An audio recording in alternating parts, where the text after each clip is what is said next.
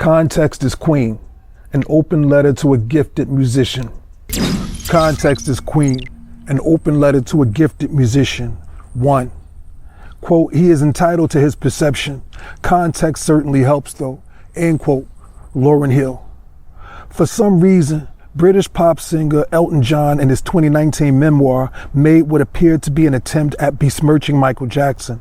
According to Elton, Michael was a disturbing person to be around and genuinely mentally ill.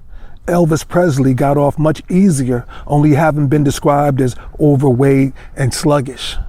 One might assume then that there was nothing disturbing to John about Elvis, who had dated a 14-year-old girl while in his mid-20s. Also within Elton's book, his good friend Freddie Mercury, aka Melina, to whom Elton was sharing, trays of cocaine notwithstanding, was discussed with reverence. Still, John wanted it on the record that Tina Turner was a nightmare.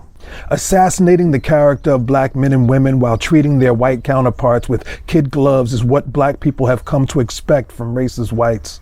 It's become a predictable bore. Michael's accomplishments dwarfed Elton John's in life, so John has reduced himself to attacking Michael a decade after Michael's death. Similarly, we expect criticism and or hate from our own people. However, we, like other groups, usually expect such actions to be kept in the family. The idea that a black man would publicly attack someone many of us consider a cultural icon could come across as a hatchet job.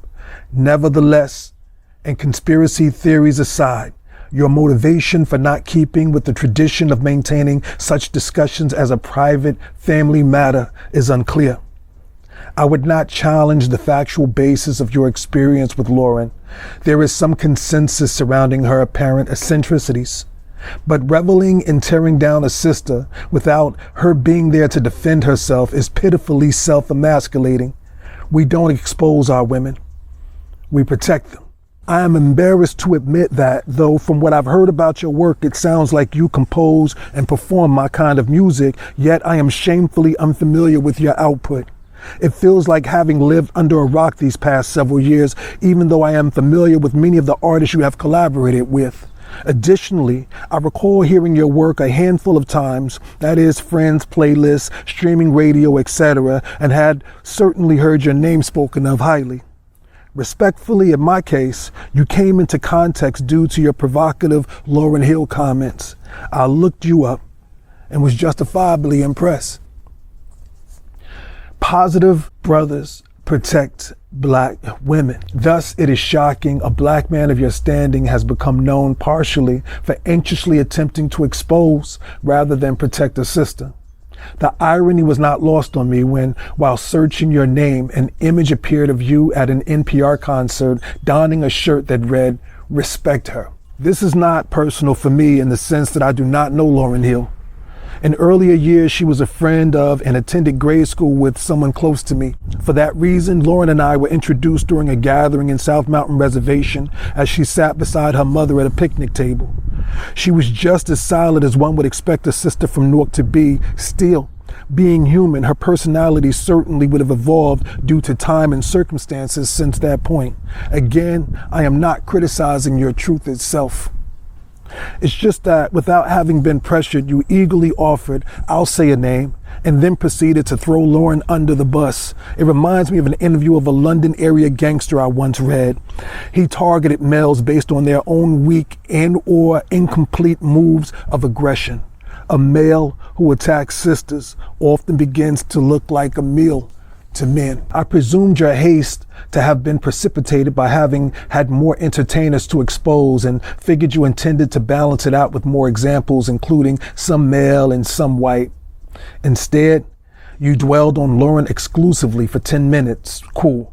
A black woman was the first person that came to mind, but it's crazy that in all of your music industry experiences, Lauren deserved to be the sole focus of your ire. On the other hand, we will die waiting for some white male celebrity to defame a white female superstar to feed our thirst for hate. Had I unearthed any evidence of, say, Garth Brooks, Tim McGraw, or Keith Urban publicly justifying some reason to denigrate Shania Twain, I may have understood and stood corrected. However, to no one's surprise, regardless of any issues of hers they may be aware of, they all hold Shania up, as they should. It was further concerning that you presented information as if you were gossiping, exposing her because you were in your feelings. How you came to be so sure of how much she made was concerning yet not disclosed. And the idea that she could not tune a guitar simply because she had someone else do it is non sequitur. For example, paying for a meal is no certain means of determining a diner is incapable of cooking, but perhaps that the preparer may do it more to the diner's liking, and or that one did not feel there was time to cook. Moreover, the Purple One himself employed expert technicians who specialized in particular instruments. His guitar technician was a man named Takumi Susugu, whose job it was to swap out guitars, repair any issues, and last but not least, tune guitars for Prince. Based on your logic, Prince was therefore also incapable, right? Your statement, "You haven't done enough to be the way you are," rung out. I wonder what qualifies as enough. Would this be weighed in Grammys? You happily proceeded, "I used to play with Maxwell," as if to contrast Maxwell with Lauren as someone who has done enough, or at least Lauren's equivalent. I, like millions of others, am a fan of Maxwell's work, but I doubt even Maxwell himself would argue that he ever commanded Lauren's level of respect. Again, if Grammys are a primary determinant, Lauren holds far more Grammys than you and Maxwell combined.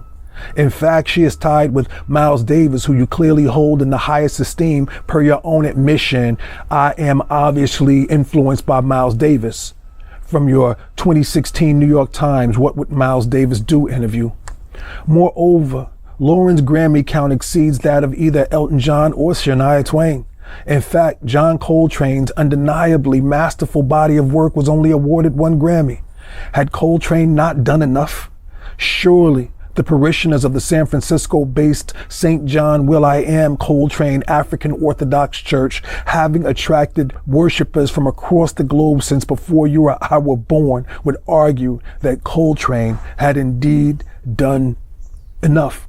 Grammys, of course, are not the primary determinant of impact, especially for Black artists. As Miles Davis famously pointed out to Nancy Reagan while they dined at the White House, the reason for his invitation was that he had changed the course of music 5 or 6 times. Miles's contribution to our collective life experiences is thus a better indicator of his true impact. What Lauren did for the minds and souls of young sisters in the late 1990s and early 2000s held epic impact for us. One example would be the number of children born after the miseducation of Lauryn Hill, who may not have had the chance were it not for Lauren's song Zion. Another would be Doo-Wop That Thing, in that it injected additional self-respect into swaths of young girls as through osmosis. How much self-respect must her other songs have inspired even beyond the miseducation of Lauryn Hill?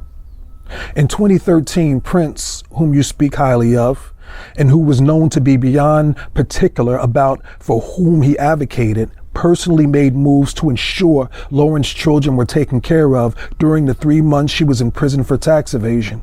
Today, more than 20 years after the release of The Miseducation, Lauren's work persists to empower young Black girls and young girls in general. Is that the pedestal you sought to attack?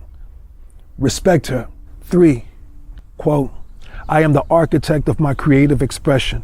No decisions are made without me. These are my songs. Musicians are brought in because of the masterful way that they play their instruments," end quote, Lauryn Hill. Perhaps you would take exception to her impact due to your belief that Lauren steals music.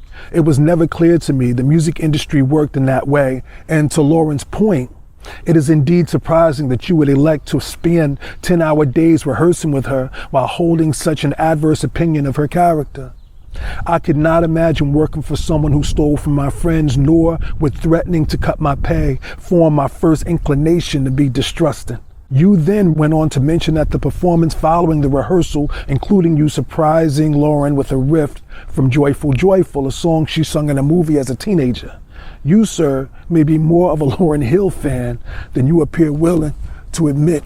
The New Art group of musicians you referenced used to rehearse in my boy Tony Motley's loft on Halsey and Central, which at the time also served as the late Jerry Gant's Groove Drops, one of the tri-state's primary spoken word houses.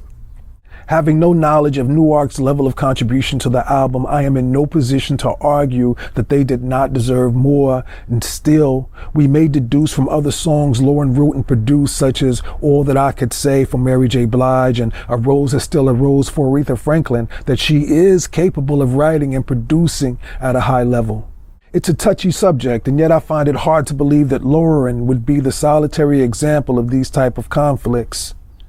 I am not part of the music industry, yet even I am familiar with artists who have passed the writing of collaborators off as their own. A deeper point still is how musicians define the writer in the first place.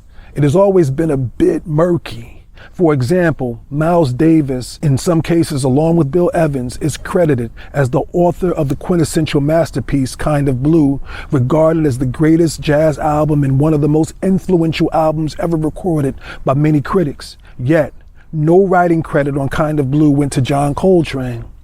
What would the album have been without Coltrane's lengthy solos? Such crediting schemes, of course, have been typical of musical collaborations. The argument could continue ad infinitum. You mentioned your respect for Stevie Wonder. Many artists work to construct songs in the key of life. Nearly every song is credited to Stevie Wonder alone, but there were over 130 people involved in making the album. Was there no one who may have felt or actually been overlooked? It gets even trickier. Throughout the history of big names, people have lent little else than their names to projects to help promote works. This has even included hip-hop producers who solely give projects the star power of their names, like so many executive producers of TV shows and movies. For example, Kelsey Grammer's name being advertised as a producer of the black sitcom Girlfriends. Insiders do not tend to share such privileged inner working details for general public consumption. Again, I have no idea what happened in the studio with Lauren and New Art. I wasn't there. You? 4. Among the dizzying parade of names you dropped, at one point you mentioned Don Cheadle's name first and last at least 3 times within a few sentences. Throughout the interview, eventually came the judgment, I've met Stevie Wonder and hung out with Stevie Wonder. I've met Quincy Jones and hung out with Quincy Jones. I've met Herbie Hancock, hung out with Herbie Hancock. If those 3 people can be cool, Lauryn Hill should be able to be cool. That statement was damn near random, and I appreciate that you did find the space to mention your love for Anita Baker. For my part, I have had the honor of receiving accolades from Stevie Wonder and Berry Gordy, but would not think to bring that up simply because Lauryn Hill bruised my ego. Speaking of your arguably well-earned ego, might your interactions with Lauryn have been somewhat colored by your sense of entitlement? Clearly, you come across as self-congratulatory and sensitive in your own right. The historical record is filled with much to say about many of the musicians of whom you spoke. You referred to a Nina Simone project in which Lauren produced half and you produced the other. It could not be missed in popular culture that Lauren had successfully remade Nina's I'm Feeling Good. It found its way to countless social media timelines, but I was not aware of the Nina Revisited album itself until your interview. That also led me to see that NPR had praised Hill's portion of the album, stating, "This album mainly showcases Lauryn Hill's breadth and dexterity." Like Lauren, Nina was someone you would have likely had a hard time getting along with. For one, she was known to dismiss people from the room for loquaciousness. Further, per music critic Brian Morton, when asked if Simone had been trying to warn a promoter when she shot at him, Nina admitted, "I was trying to kill him. I missed." In fact, during one interview, she allegedly stabbed Brian in the hand. Had you been in close quarters with Nina, there may have been much you would have been tempted to publicly expose. Miles Davis once poured a soda on a band member while the guy was plugged into the amp. Miles was also known to put his hands on band members, including, as relayed in the Thelonious Monk anecdote, John Coltrane. Train eventually moved to Monk's band. There would have been a lot for you to betray. As for payday drama, in 1959, Quincy Jones infamously brought his band to France and ended up not being able to pay them or send them back home to the US. The band found themselves stranded overseas for 10 months. Had you been around and in the band then, perhaps Quincy Jones too would have lost more than a few cool points in your public exposés. Judging by your demeanor throughout the interview, you were quite pleased with yourself and perhaps sashayed out of the building with an irrepressible grin. Having shared these thoughts, however, I feel quite the opposite, heavy-hearted after writing something heartfelt to someone who may be incapable of sincerely digesting it for the foreseeable future. In the end, I pray you never have the misfortune of allowing a soul acceptance into your circle who at some later opportune moment becomes anxious to expose what he or she believes to be your shortcomings to as many as will listen. None of this was meant to purport that Lauryn Hill is irreproachable. However, in chess, one protects the most significant piece. Likewise, as I am vastly more familiar with Lauryn's gravitas than your own, it would follow suit that context is queen. Talam AC, Los Angeles, April 5th, 2020.